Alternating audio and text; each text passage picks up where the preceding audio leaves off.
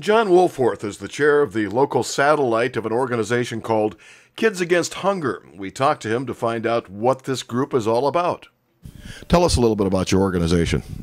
Kids Against Hunger is a national organization started here in Minnesota by a retired Minnesota businessman. And we will be a satellite of that national organization based here in Moose Lake. And we will be able to bring what we call packing events out to the surrounding community. And what you will do is you will come to that event and you will package this special formula, which is rice and soy and a bunch of other vitamins and protein that helps to feed starving children. And where do the funds come for this organization?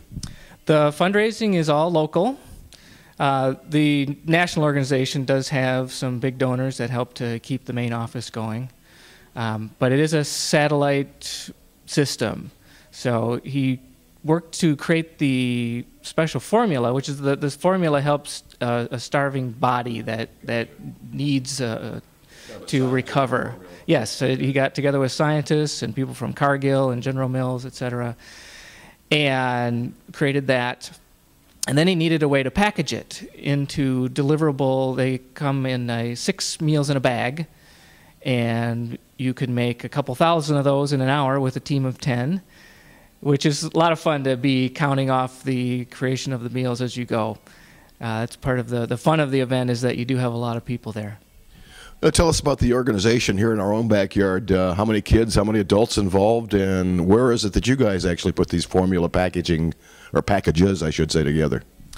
Well, like I said, we'll be mobile for now, and our first event will be at the Moose Lake High School, and that will be September 19th, starting at 10 a.m. And what's special about this event, normally what we'll do is to get together with your club, your school, your team, your church, and have you gather the people together and do some of your own fundraising.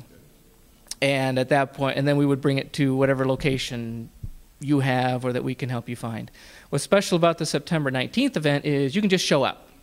We'd certainly appreciate you bringing a donation, but if you just want to show up, do a little bit of packing, see how it works, please come.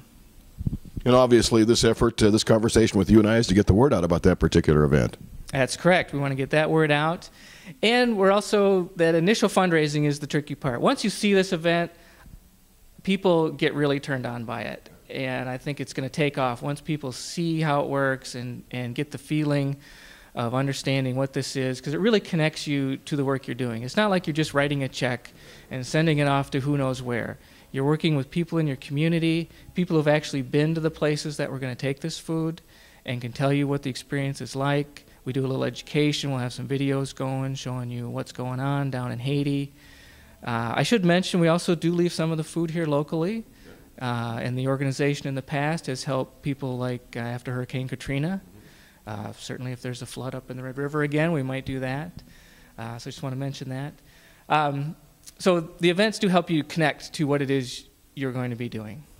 How long has this organization been a viable organization here in this area? Have there been other fundraisers and or gatherings like such as you're going to have at the high school? And if so, where have those taken place? This is really the first event. We've had a couple of small events. Some people from local churches have gone down to New Hope. You can go down and do a packing event anytime you want. And there are also other organizations in the state if you wanted to do that. So now we're bringing it here. Where did you catch wind of this? How did you learn about this particular organization? I was working with a young man in some other organizations here in Moose Lake, and he just kept talking about it. And I thought, boy, if a 17-year-old kid is interested in doing something like this, I want to find out about that organization. For the Moosetown Crier, I'm Paul Staub.